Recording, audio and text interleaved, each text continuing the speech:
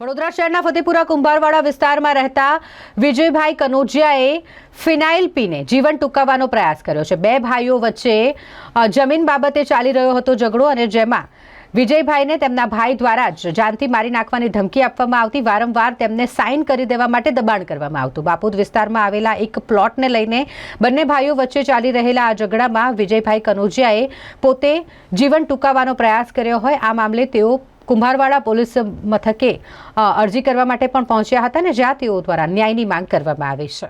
મારું નામ છે કનોજિયા આકાશ વિજયભાઈ, રહેવાનું ફતેપુરા કુંભારવાડા રામરાજ હોટલની સામે। બનાવ એ બન્યો કે મારા પપ્પાના નાના ભાઈ નરેન્દ્રભાઈ મુનશીલાલ કનોજિયામાં પપ્પાને મારી નાખવાની જાનથી ધમકી આપી હતી। એના લીધે બાપો ગામના છે ને બે પ્લોટ છે મારા પપ્પાને 81-82 નંબરના, એમાં એવું કહેતું તું સહી કરી આલ, નહીં તો તને મારી નાખવાની જાનથી ધમકી આપી હતી એવી રીતે। પછી મારા પપ્પાથી રહેવાયું નહીં તો મારા પપ્પાએ એને ફિનાઇલ પીને આત્મહત્યા કરવાની કોશિશ કરી છે। હવે મારે ખાલી એક જ માંગ છે કે મારા પપ્પાને આનું છે ને નિકાલ આવે ને પપ્પાને પેલું એ મળે, ન્યાય મળે। કાકા નામ છે નરેન્દ્રભાઈ મુનશીલાલ કનોજિયા અને એમના છોકરાનું નામ છે વિપુલ નરેન્દ્રભાઈ કનોજિયા।